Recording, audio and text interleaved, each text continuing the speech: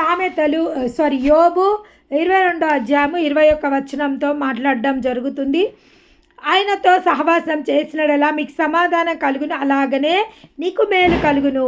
రెండు విషయాల గురించి దేవుడు ఈరోజు మనతో మాట్లాడుతుండే, సహవాసం గురించి, మేలు గురించి. ప్రతి ఒక్కరికి రెండు ఎంతో అవసరం.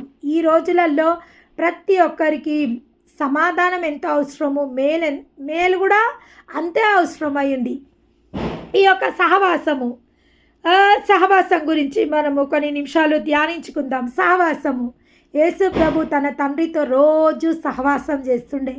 ఉదయమే ఆయన లేచి ఒలివ కొండల పైన వెళ్ళి దేవునితో సహవాసం, కొన్ని నిమిషాలు పర్సనల్గా దేవుడితో మాట్లాడి ఈరోజు ఏ విషయాల గురించి దేవుని సహాయం అవసరమో దేవుని సన్నిధికి వెళ్ళి ఆయా విషయాలని ప్రతిరోజు డిస్కస్ చేసి వస్తుండే. మళ్ళీ రాత్రికాల సమయంలో ఆయన గెత్సెమనే తోటకు వెళ్ళి అక్కడ కొంచెం సేపు దేవుడితో గడుపుతుండే. మధ్యాహ్నము దేవాలయంతో దేవుని యొక్క వాక్యంతో సహవాసం చేస్తుండే. అదేవిధంగా రోగుల గృహాలకు వెళ్ళినప్పుడు రోగులతో ఆయన సహవాసం చేసి దేవుని వాక్యంని పంచుకొని అక్కడ గృహంలో ఉన్న రోగులని స్వస్థపరచొస్తుండే. అనేక ఇంటింట వెళ్ళి ఆయన ఇంటింట వెళ్ళి ఆ యొక్క భక్తులతో సహవాసం చేసి ఆయన ఇళ్లలో ఏ ఇంటికైతే ఆయన వెళ్తాడో ఆ ఇంట్లో రొట్టె విడిచి వస్తుండే. అంటే దేవుడు ఉన్నన్ని రోజులు 33.5 సంవత్సరాలు ఆయన భూమి మీద జీవించుడు, కానీ 3.5 సంవత్సరాలు బలంగా సహవాసం యొక్క ఇంపార్టెన్స్ 3.5 సంవత్సరాలు ఆయన భీకరంగా సహవాసం చేసిండు. రోగులతో సహవాసం చేసిండు, దేవునితో సహవాసం చేసిండు, దేవాలయంలో ధర్మశాస్త్ర గ్రంథాలతో ఆయన సహవాసం చేసిండు, పాపులతో సహవాసం చేసిండు, సుంకర్లతో సహవాసం చేసిండు. ప్రతి ఒక్కరితో ఆయన సహవాసం చేయడం జరిగింది.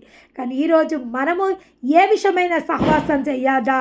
దేవుడు ఇంకొకసారి రెండోసారి మనకు ఏ విధంగా దేవునితో మనం సహవాసం చేసినప్పుడు మన జీవితాలలో మేలు కలుగుతుందంట, సమాధానం కలుగుతుందంట. సమాధానం ఈ రోజులలో ఎంతో అవసరం. ఎంత సంపాదించినా ఈ రోజులలో సమాధానం లేదు. చదువుకుంటే సమాధానం ఉందా? చాలామంది అంటారు చదువుకుంటే సమాధానం ఉంటుంది, చదువుకుంటే ఒక కెరియర్ బిల్డ్ అవుతుంది, చదువుకుంటే మంచి ఉద్యోగాలు వస్తాయి అని ఎంతో కష్టపడి ఎంతో వ్యసనాలు పడి ఆ యొక్క చదువుకున్నాక కూడా ఎంతోమంది లోకంలో కెరియర్ బిల్డ్ కాకుండా డిసప్పాయింట్మెంట్స్తో, ఫుల్ ఆఫ్ డిప్రెషన్స్తో, ఫుల్ ఆఫ్ పెయిన్స్తో ఈ లోకంలో ఎంతోమంది ఉండ్రు. అంటే చదువు వాళ్ళకు సమాధానం కలగజేయలేదు. లేదా కొంతమంది అంటారు ఈ చదువు ఇది అంతొద్దు, మంచి పెళ్ళి చేసుకొని మంచి కుటుంబం దొరికితే సమాధానం ఉంటుంది అని కొంతమంది అనుకుంటారు. ఆ వివాహం మనిషికి సమాధానం కలగజేయగలుగుతుందా? లేదు. వివాహం చేసేటప్పుడు ఎన్నో ఆశలతో వివాహాలు చేస్తారు తల్లిదండ్రులు. ఎన్నో కట్న కానుకలు ఇచ్చి మంచి వ్యక్తిని సెలెక్ట్ చేసి, అంటే తన బిడ్డ స్థాయి కన్నా ఎక్కువ స్థాయి గల చదువుకున్నవాడు కానీ ఉద్యోగం చేస్తున్నవానికి కానీ పెళ్ళి చేసిస్తారు. కానీ తర్వాత వాళ్ళ జీవితాలలో సమాధానం ఉండొచ్చు, ఉండకపోవచ్చు. చదువు నీకు సమాధానం ఇవ్వలేదు, వివాహం నీకు సమాధానం ఇవ్వలేదు, కెరియర్ ఈ రోజులలో లక్షలు సంపాదించుకున్న జీవితంలో కూడా సమాధానం లేదు. ఉరుకులు పరుగుల జీవితము. సాఫ్ట్వేర్ ఉద్యోగాలు చేస్తున్న వాళ్ళకి ఈరోజు సమాధానం ఉందా? 12 గంటలు లేబర్. ఈ రోజులలో లేబర్ 8 గంటలు పనిచేస్తుంది, కానీ సాఫ్ట్వేర్లు 12 గంటలు పనిచేయాలా? అంటే వాళ్ళ జీవితము ఏసీలలో కూర్చుంటుండ్రు, కానీ వాళ్ళ జీవితము ఎట్లుంది అంటే లేబర్స్ కన్నా హీనంగా ఉంది. అయినా వాళ్ళ జీవితాలలో సమాధానం లేదు. ఎక్కువ సాలరీస్ ఇస్తుండ్రు అనేసి నైట్ డ్యూటీస్ చేస్తుండ్రు. మరి వాళ్ళ జీవితాలలో సమాధానం ఉందా? నైట్ డ్యూటీస్ చేస్తున్నారు. అనేక రకమైన రుగ్మతల గుండా, అనేక రకమైన వ్యాధుల గుండా వాళ్ళు వెళ్ళాల్సి వస్తుంది. ఏది పిల్లలు లేనోళ్ళు ఏమనుకుంటారు? పిల్లలు పుడితే సమాధానం కలుగుతుంది అంటారు. పిల్లలు ఉన్న వాళ్ళకి ఈరోజు సమాధానం ఉందా? పిల్లలు ఉన్న వాళ్ళకి సమాధానం లేదు. పిల్లలు లేనన్ని రోజులు పిల్లలుంటే మాకు సమాధానం ఉంటుంది, పిల్లలు మాకు సంతోషంని తీసుకొస్తారు, పిల్లలు మాకు అది తీసుకొస్తారు, ఇది తీసుకొస్తారు అని తల్లిదండ్రులు ఎంతో ప్రయాసతోటి పిల్లలను అంటారు. కానీ పిల్లలు కూడా మనకు సమాధానం తీసుకురాలేరు.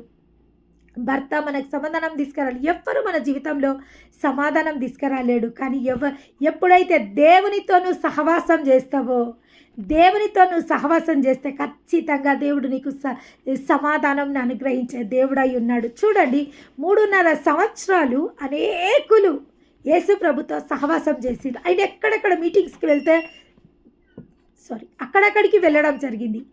ఆయన ఎక్కడెక్కడ స్వస్థపరచడానికి వెళ్తే అక్కడక్కడ రోగులనెల్లా తీసుకువెళ్ళడం జరిగింది. కొన్ని స్థలాలలోకి ఆయననే వెళ్ళిండు, కొన్ని స్థలాలలోకి మనుషులని ఆయన దగ్గరికి తీసుకెళ్ళడం జరిగింది. ప్రతి ఇంట ఆయన ప్రతిరోజు ఇంటింట రొట్టె విరుచుచు ప్రతిరోజు దేవుడు యేసు ప్రభు నరరూప దారిగా ఈ లోకంలోకి వచ్చినప్పుడు అయినా కూడా ఒక మానవుని ప్రోటోకాల్, మానవుడు ఏ విధంగా జీవించాలి, ఆయన ముఖ్య ఉద్దేశం, ఆయన ఈ భూమిపైనికి రావడానికి ఉద్దేశం ఏంటంటే ఆయనకు మాదిరిగా మనం ఈ లోకంలో జీవించాలి. ఒకవేళ దేవుడు పరలోకం నుంచి ఒక పెద్ద స్వరము వినిపించి మనందరికీ మనం పాపులను క్షమించాలా, మనం సాక్రిఫైస్ చేయాలా, మనం తగ్గించుకోవాలా, మనం ఓర్పు కలిగి ఉండాలా, మనం సహనం కలిగి ఉండాలంటే మనం ఏమంటాం, ప్రభువా నువ్వు పరలోకంలో ఉన్నావు, మేము భూలోకంలో ఉన్నావు, నువ్వు సుఖంలో ఈ మాటలు మాట్లాడుతున్నావు, మేము కష్టంలో ఉన్నాం ప్రభువా, మాకు నువ్వు చెప్తే ఇది ఎట్లా వర్తి, అసలు ఇది వర్తియేనా నువ్వు చెప్పేది అని మానవులు ఏమంటారంటే చాలా హుషారు నేర్పించేటట్టు ఉంటారు అనమాట. కాబట్టి దేవుడు నా ప్రశ్న వేయొచ్చు అనేసి, అందుకే దేవుడు తన అద్వితీయ కుమారుని పరలోక మహిమని వదిలి భూలోకంకి ఒక నరరూపధారిగా ఒక మామూలు మానవునిగా 30 సంవత్సరాలైన ఒక మామూలు మానవునిగా ఈ యొక్క లోకంలో జీవించుడు. ఆయన తల్లి మొట్టమొదట ఆయన కానా విందులో ఆయన అద్భుతం చేసినప్పుడు ఆయన తన తల్లి అంటది, ఒకటే మాట అంటది, మరియమ్మ వచ్చి ఒకటే మాట అంటది, నాయనా ఇక్కడ ద్రాక్షరసం అయిపోయిందంట, కొంచెం చూసుకో అంటది. నువ్వు అద్భుతం చెయ్యి అన్నది, లేదా ఇక్కడ ఏమైనా చెయ్యి అన్నది, ఏమి అన్నది, నీ మహిమ చూపెట్టు, దేవుని కుమారుని కదా, ఇక్కడ మహిమ చూపెట్టు అని అన్నది. ఆమె ఒకటే మాట అంటది, ఏమంటదంటే ఇక్కడ విందులో ద్రాక్షరసం అయిపోయింది. సింపుల్గా మాట్లాడుతుంది. ఆయన దగ్గరికి పోయి కొన్నిసార్లు మనం సింపుల్గా మాట్లాడిన మాటలకు తొందరగా జవాబులు వస్తాయి. సింపుల్గా అమ్మ పోయి చెప్తుంది, నాయనా ఇక్కడ విందులో ద్రాక్షరసం అయిపోయింది, ఏమన్నా చేయగలవా, ఎంత సింపుల్గా అడిగింది చూడండి. ఆయన సింపుల్గా, అమ్మ నా సమయం ఇంకా రాలే. ఎంత బాగుంది కన్వర్షను. అక్కడ మహాద్భుతం, మొట్టమొదటి అద్భుతం కానా విందులో జరగబోతుంది, కానీ ఎంత సైలెంట్గా జరుగుతుంది ఆ అద్భుతం. మహాద్భుతం, మొట్టమొదటి అద్భుతం కానాలో జరగబోతుంది, ఒక వివాహంలో జరగబోతుంది. అందుకే వివాహం అన్ని విషయంలో ఘనమైనది. మొట్టమొదటి అద్భుతం యేసు ప్రభు కానా విందులో వివాహంలో జరిగించిండు. దేవునికి మహిమ కలుగును గాక. అక్కడ వివాహంలో ఉన్న సమాధానంని కోల్పోకుండా ఆయన అక్కడ వివాహంలో సమాధానాన్ని అనుగ్రహించిండు. దేవునికి మహిమ కలుగును గాక. ఒకవేళ అక్కడ ద్రాక్షరసం లేదనుకో, అక్కడ పెద్దలు అప్పుడే వచ్చిండ్రంట. ఆ పెద్దల వివాహంలో గొడవ చేస్తే ఆ వివాహంలో సమాధానం ఉండకపోతుండే. దేవుడు ఆ స్థలంలో ఉన్నప్పుడు సమాధానం లేకపోవడం ఇట్స్ నాట్ వర్తి. అది అంటారు కదా, అది ఆయన సమయం వచ్చింది రాలేదు అదంతా లేదు.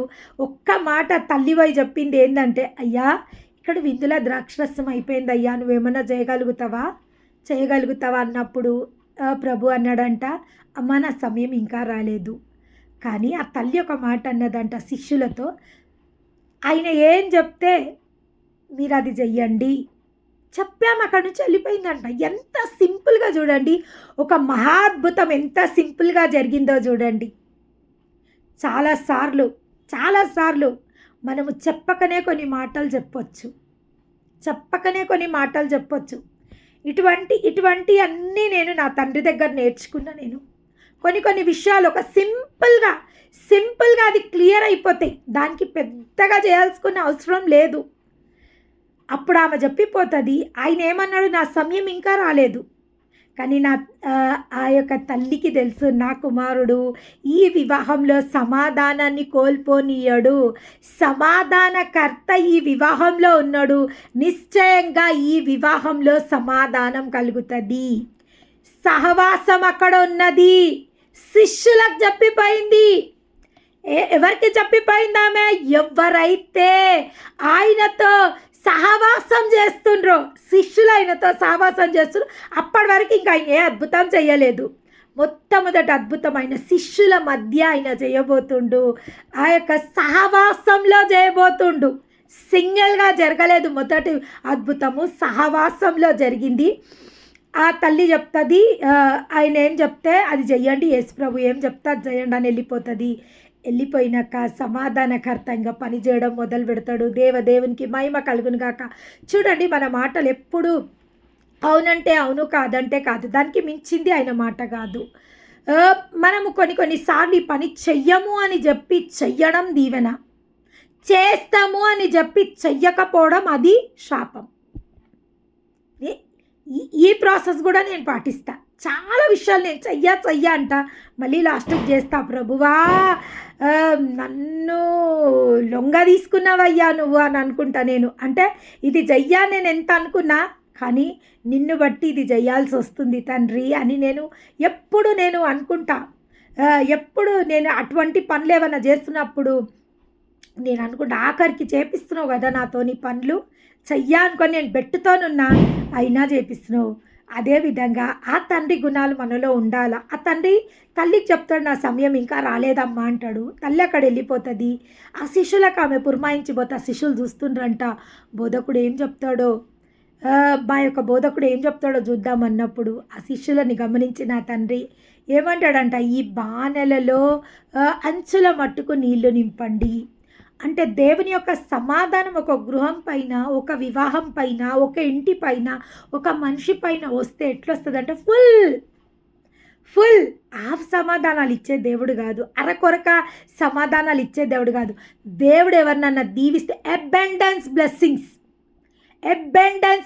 ఇస్తాడు. ఎవరికన్నా దీవెనలు ఇవ్వాలి అనుకుంటే సంపూర్ణమైన దీవెనలు దేవుడు ఇస్తాడు. కొన్నిసార్లు మనం ఆ దేవుని తొందరపెడతాం.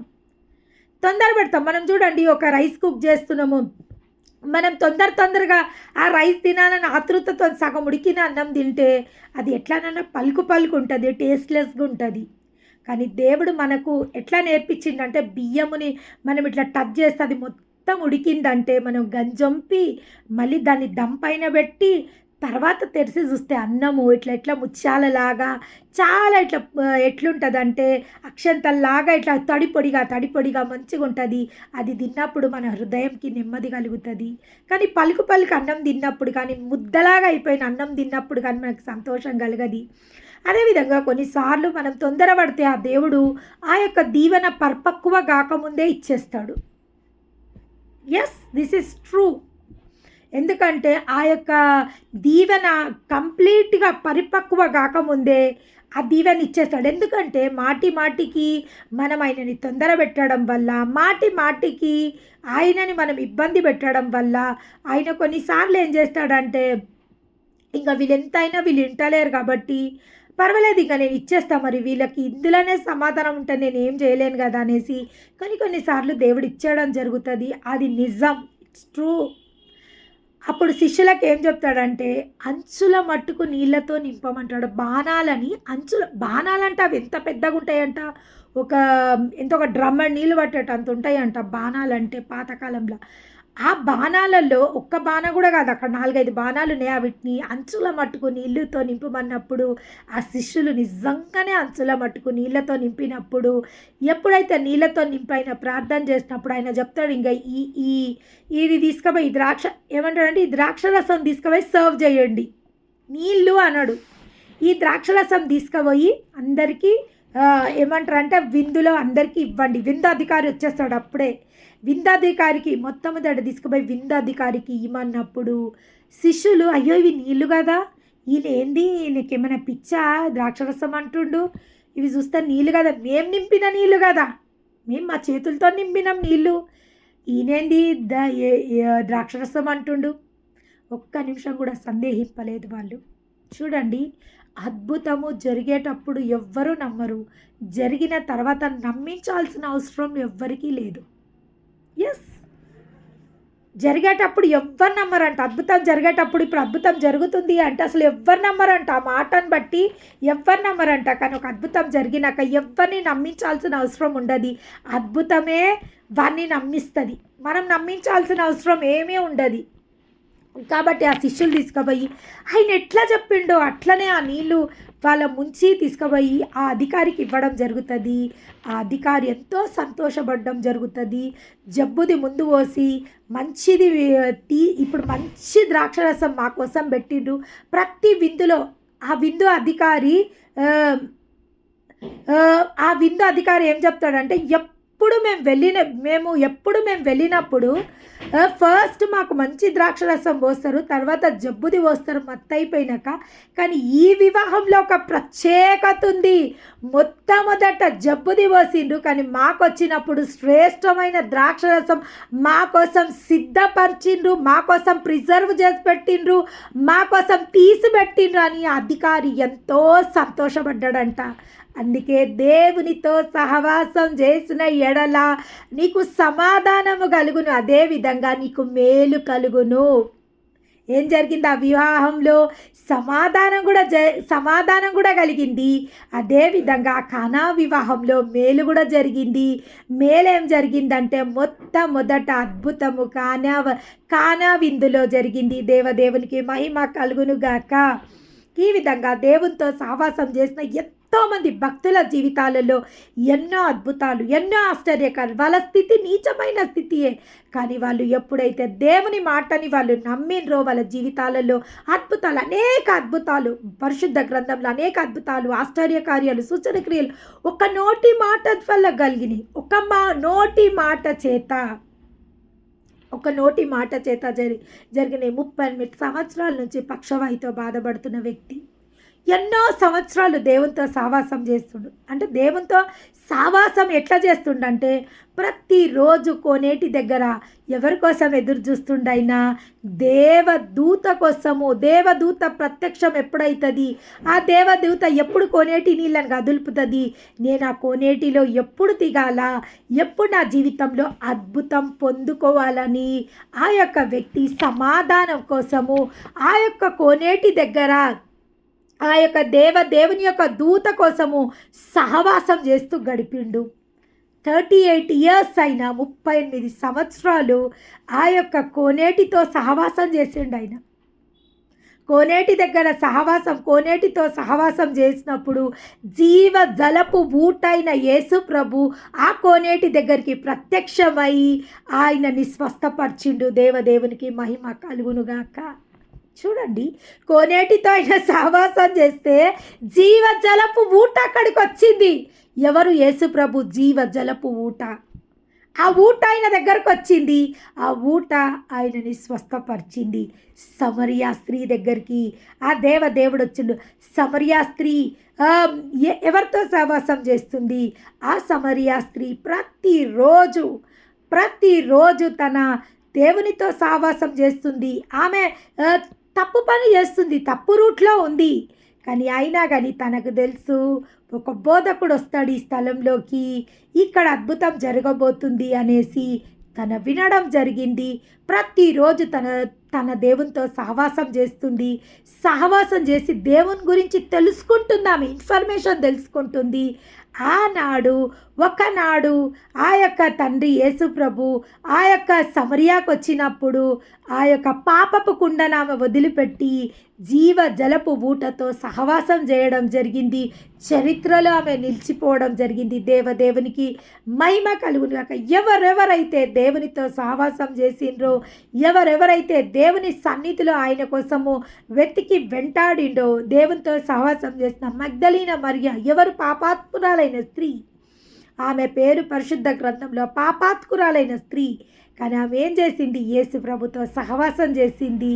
జటామాంసి అత్తరైన పాదములకు పూసి ఆ పాదములకు ముద్దు పెట్టి తన తల వెంట్రుకలతో దుడిసి ఎప్పుడైతే తన పాపభూయిష్టమైన జీవితాన్ని వదిలిపెట్టిందో దేవుని భూస్థాపితం కోసము ఆమెను దేవుడు ఎన్నుకోవడం జరిగింది. దేవదేవునికి మహిమ కలుగునుగాక. ఎప్పుడైతే ఆ దేవునితో ఆమె సహవాసం చేసిందో పునరుద్ధానమందు మొట్టమొదట పాపాత్కురైన స్త్రీ మగ్దలీన మరియకు దేవుడు దర్శించడం జరిగింది. దేవదేవునికి మహిమ కలుగునుగాక. ఈరోజు నిజంగా నీ సహవాసం దేవునితో ఉంటే సంఘంతో నువ్వు ప్రతిరోజు సహవాసం చేయగలుగుతున్నావా? నీ తోటి సహోదరులతో నువ్వు సహవాసం చేయగలుగుతున్నావా? నీ సేవకులతో నువ్వు సహవాసం చేయగలుగుతున్నావా? దేవుని మాటతో నువ్వు సహవాసం చేయగలుగుతున్నావా? దేవుని వాగ్దానాలతో నువ్వు సహవాసం చేయగలుగుతున్నావా? దేవుని స్తుతులతో నువ్వు సహవాసం చేయగలుగుతున్నావా? నీ జీవితంలో నిశ్చయంగా సమాధానం నీ దేవుడు అనుగ్రహించబోతుండు. అదేవిధంగా నిశ్చయంగా నీకు మేలు కలగబోతుంది. దేవునికి మహిమ కలుగు. చాలామంది అంటారు మా జీవితంలో ఏ మేము ఎంత ఎంత ప్రార్థనలు చేస్తున్నా, ఎంత మొక్కుతున్నా కానీ మా జీవితంలో ఏ మార్పులు జరుగుతలేవు. మేమెంతో ఉపవాసాలు ఉంటున్నాము, మేమెంతో దేవునికి ప్రార్థన చేస్తున్నాము, కానీ మా జీవితంలో ఏమీ జరుగుతలేవని చాలామంది వాపోతుంటారు. కానీ కొంతమంది ఏమంటారు, మేము ఎప్పుడైతే దేవునితో సహవాసం చేయడం మొదలుపెట్టినామో మాకున్న సమస్యలు అక్కడనే ఉన్నాయి. కానీ ఆ సమస్యలు మా జీవితంలోకి పోతాయి అని ఒక ధైర్యం మాకు వచ్చింది. ఆ సమస్యల యొక్క తీవ్రత తగ్గుకుంటూ వచ్చింది. అప్పుడు భయంకరంగా ఉంటుండే ఆ సమస్య, మమ్మల్ని భయపెట్టేటట్టు ఉంటుండే ఆ సమస్య. మాకు కన్నీరు దివారాత్రములు కన్నీళ్ళు నాకు అన్నపానములాయను. దావీదేమంటుండంటే, కన్నీళ్ళు నా అన్నపానములాయను, నా పరుపు నా కన్నీళ్లతో కొట్టుకొని పోతుంది. ఎవరైనా దేవునితో సహవాసం చేసే వ్యక్తి, కానీ దేవునితో సహవాసం చేస్తూ గ్రాడ్యువల్గా దేవునితో గడుపుతున్న వాళ్ళు ఇప్పుడు సాక్ష్యం ఇస్తుండే ఏంటంటే, మా సమస్యలు అక్కడనే ఉన్నాయి కానీ మా సమస్యల గురించి మాకు భయం లేదు. మా సమస్యలు మమ్మల్ని పాడు చేస్తాయనే మాకు భయం లేదు. మా సమస్యలు గ్రాడ్యువల్గా తగ్గుకుంటూ వస్తున్నాయి. మేము ఎప్పుడైతే దేవునితో సహవాసం చేస్తున్నామో మాకు ఒక ధైర్యము, మాలో ఒక మార్పు, మాలో ఒక నెమ్మది. ఇక మేము కన్నీళ్లు విడుస్తలేము, ఎందుకంటే మా దేవుని యందు మేము నమ్మిక కలిగి ఉన్నాము. దేవునికి మహిమ కలుగును. ఇది సహవాసంలో గొప్పతనం. ఒక్కరోజు ఇది మాయం కాదు, మంత్రం కాదు. ఒక్కరోజు ఏదో ఇట్లా ఒక మ్యాజిక్ లాగా చేయంగానే ఒక మనిషి మారిపోతాడు. మనిషి మారిపోయి గొప్ప అద్భుతం ఫస్ట్ మనిషి కాదు మారాల్సింది, మనస్తత్వాలు మారాలా. చాలామంది మనుషులు మారతలేరు అంటారు. మనుషులు కాదు మారాల్సింది, మనిషి బుద్ధి మారాలా, మనిషి మాట మారాల. మీరు చూసుకోండి, మనిషి మాటలో మార్పు వస్తుందా, మనిషి బుద్ధిలో మార్పు వస్తుందా, మనిషి ప్రవర్తనలో మార్పు వస్తుందా, మనిషి చూపులో మార్పు వస్తుందా, మనిషి ఆలోచనలో మార్పు వస్తుందా. ఆ మార్పులు స్టార్ట్ అయినాయి అంటే నిశ్చయంగా 100% ఆ మనిషి కూడా మారే సమయము ఆసన్నమైంది. గ్రాడ్యువల్గా ఎప్పుడైతే ఆ మనిషి మారడం జరుగుతుందో అది శాశ్వతమైన మార్పు. కొంతమంది మారినట్టు యాక్టింగ్ చేస్తారు, మనుషులను మోసం చేసేస్తారు, మళ్ళీ తర్వాత వాళ్ళ నిజ స్వరూపాలు చూపెడతారు. అది కాదు మార్పు. ఒకవేళ మార్పు తొందరగా వచ్చింది, ఈరోజు ప్రేయర్ చేస్తాం, రేపు మనిషి మారిపోయాడు, ఒక వారానికి మారిపోయాడు అంటే అక్కడేదో కల్తీ ఉంది అని అర్థం చేసుకోండి. ఎందుకంటే మనిషి ఎప్పుడైతే తన బలహీనతలను మార్చుకుంటాడో, తన మనస్తత్వాన్ని మార్చుకుంటాడో, తన మాటలను మార్చుకుంటాడో, నిశ్చయంగా తన జీవితంలో మార్పులు స్టార్ట్ అవుతాయి. మధ్యాహ్నం ఒక సహోదరితో నేను చాలా ఒక గంట సేపు మాట్లాడడం జరిగింది. అంటే నేను తనతో కావాలని గంట సేపు పని తీసుకొని అంటే తీరిగ్గా మాట్లాడలేదు. నేను ఫుల్ ఆఫ్ పనులతో ఉన్నా. స్పీకర్ పెట్టుకుని నేను చాలా మటుకు స్పీకర్ పెట్టి మామూలుగానే మాట్లాడతా. కానీ తన చాలా ట్రై చేస్తుంది మాట్లాడాలనేసి. ఒక గంట సేపు మాట్లాడితే తన చెప్తున్న సాక్ష్యం ఏంది అంటే, ఈ యొక్క 8 నెలల్లో నేను నా మాట తీరు మారింది, నా ఆలోచన మారింది, నా తలంపులు మారినాయి, చాలా మటుకు నేను మార్పు చెందుకున్నా. చాలామంది నా స్థితి అట్లనే ఉంది కానీ నాలో చాలా మార్పులు నేను ఒక్కొక్క మార్పు ఆమె చెప్తుంది. ఒక్కొక్క మార్పు గురించి చెప్తుందాము. ఇక చూడు, ఈ ఏరియాలో మారిన నేను, ఈ ఏరియాలో మారిన సిస్టర్ నేను, ఈ ఏరియాలో మారిన అక్క నేను అని అన్ని విషయాలు ఆమె చెప్తుంది. అప్పుడు తనకు ఒక నమ్మకం కలిగింది. ఏమి అంటే, నా మొత్తం పరిస్థితి కూడా దేవుడు కానొక దినమున మార్చేస్తాడు అనే ఒక నమ్మకం తనకు కలిగింది. ఆ నమ్మకం నీకుంది అంటే నీకు సమాధానం కలిగినట్టే. నీవు మేలు కోసం సిద్ధంగా యు ఆర్ రెడీ ఫర్ ఏమంటారంటే నీ యొక్క అద్భుతాలు ఆశ్చర్యకార్యాలు పొందుకోవడానికి కోసము. నేను ఎప్పుడు చెప్తుంటా, భూమి దున్నబడితే తప్ప, సద్దును చేయబడితే తప్ప, దాంట్లో విత్తనాలు వేసినప్పుడు అది నూరంతలు ఫలించదు. మామూలుగా మనం విత్తనాలు చల్లినప్పుడు ఆ భూమి ఎప్పుడైతే దున్నబడదో, ఎప్పుడైతే చదును చేయబడదో, ఎప్పుడైతే చార్లల్లా ఆ యొక్క విత్తనాలు విత్తబడదో, అది పైకి మొలిసి అది ఏమంటారంటే కరెక్ట్గా ఫలించది. అది మనకు కావాల్సినంత లాభాలు అది తీసుకురాలేదు.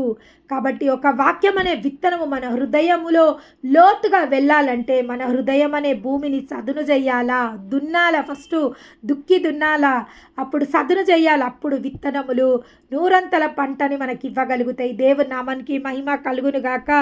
ఇంకా ఇక్కడేమో రాయబడి, అలాగనే నీకు మేలు కలుగును, ఆయన నోటి ఉపదేశములను అవలంబించుము, ఆయన మాటలు నీ హృదయంలో ఉంచుకొనుము, సర్వశక్తుని వైపు నువ్వు తిరిగిన ఎడల నీ గుడారంలో నుండి దుర్మార్గము దూరంగా తొలగించిన ఎడల నీవు వృద్ధి పొందేదవు. చూడండి, ఎక్కడి నుంచి దుర్మార్గం తీసేయాలంట, నువ్వు వృద్ధి పొందాలంటే.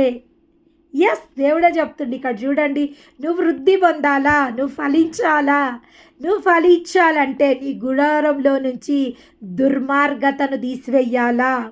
గుడారంలో దుర్మార్గత మనుషులలో ఉంటుందా? మనుషులలో ఉన్న దుర్మార్గతనే ఆ మనిషి గుడారం ఉంటుంది. మనం చేస్తా అవి ఇంట్లో తిరుగుతుంటాయి.